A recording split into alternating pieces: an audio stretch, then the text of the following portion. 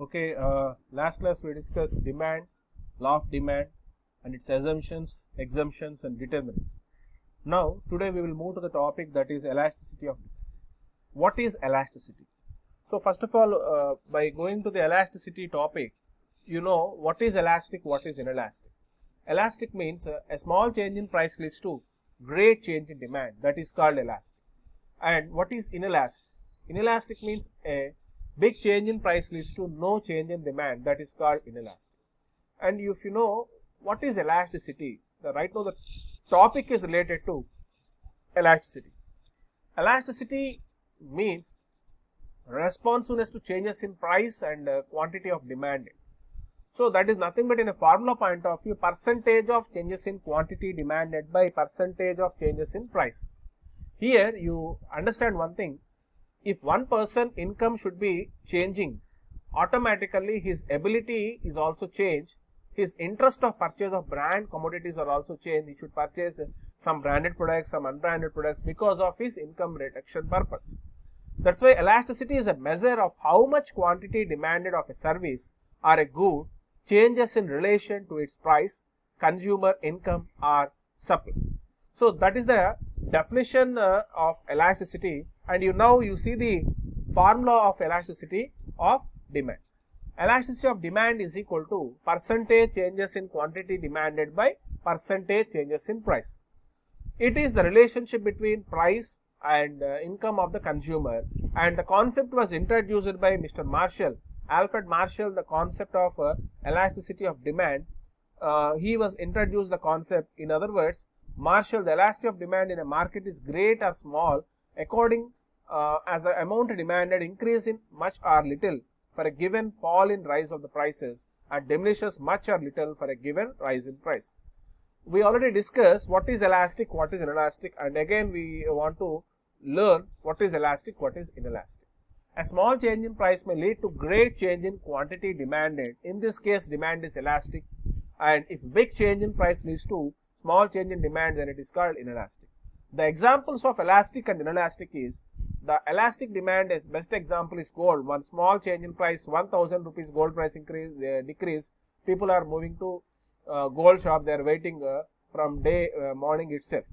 And inelastic means even though the price is changed, big change also, the people may not purchase, because the best example is salt and medicines. And now we will move to the topic of what are the types of elasticity of demand.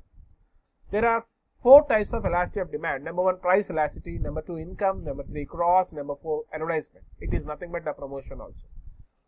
In price elasticity, we have 5 types of price elasticity of demand: perfect elastic, perfect inelastic, relative elastic, relative inelastic.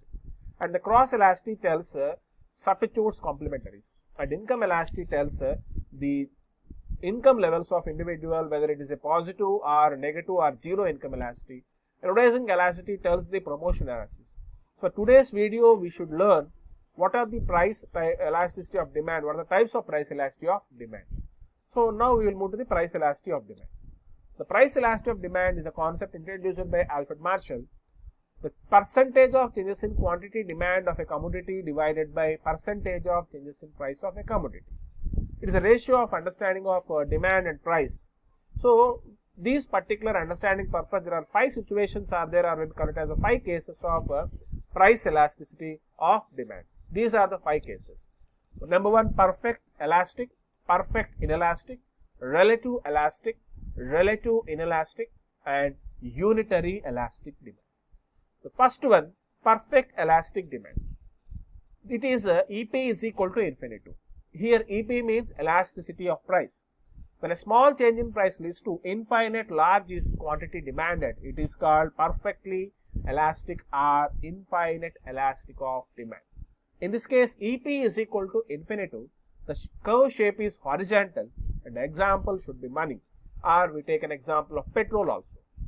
The demand curve is horizontal curve. X-axis should be quantity, Y-axis should be price. X is the quantity symbol and Y is the price, and here price should be a common effect. It was increasing continuously in the demand point of view. That's why EP is equal to infinity. Now we will move to the perfect inelastic demand. This perfect inelastic demand is in the case of even large change in price fails to bring about change in quantity demanded, that is nothing but inelastic demand point. And here also the shape of curve is vertical, and elasticity of demand example should be like salt and medicines, because salt price increase, salt price decrease, there is no change of effect. If salt price decrease or medicine price decrease, people may not want to purchase more and more packets of salt, more and more packets of medicine. They may not be purchased because these are not that much of regular goods. It was a waste of thing. They should not purchase more and more. That's why price increases from OP to OP, the quantity demand remains the same. In other words, it responds. The formula of EP is equal to 0. And this is a perfect inelastic demand. Now we will move to the topic that is related to relative elastic demand. So it is EP is greater than 1. The demand changes more than proportionate change in price. A small change in price leads to very big change in quantity demand. This is the case of elasticity of demand is greater than 1. The demand curve should be flatter, and the best example is gold. We already discussed a perfect elastic point of view, and relative elastic, they have a very similar points are there, and it is nothing but it is elastic point. It is example of gold. A small change in price leads to great change in demand. It is a flat curve. Here also OP and OP1 amount demand increases from OQ to OQ1, which is larger than changes in price. And another one, if you know the other concept, that is relatively inelastic demand. Relatively inelastic demand. Those particular concept, we see the relative inelastic demand. A quantity demanded changes less than proportionate to change in price. A large change in price leads to small change in amount of demanded. Here, elasticity should be less than 1. The demand curve will be steeper. The best example is gas and LPG, because this particular one is the gas is a example. It is a central government commodity. It was coming from the government organizations. There is a limit is there. That's why even though small change in amount also or big change in amount also, they vary. For demand should not be vary. That's why it is a steep curve, or you may call it as a steeper. Okay. And the next one is related to unitary elasticity of demand. Unitary elasticity of demand.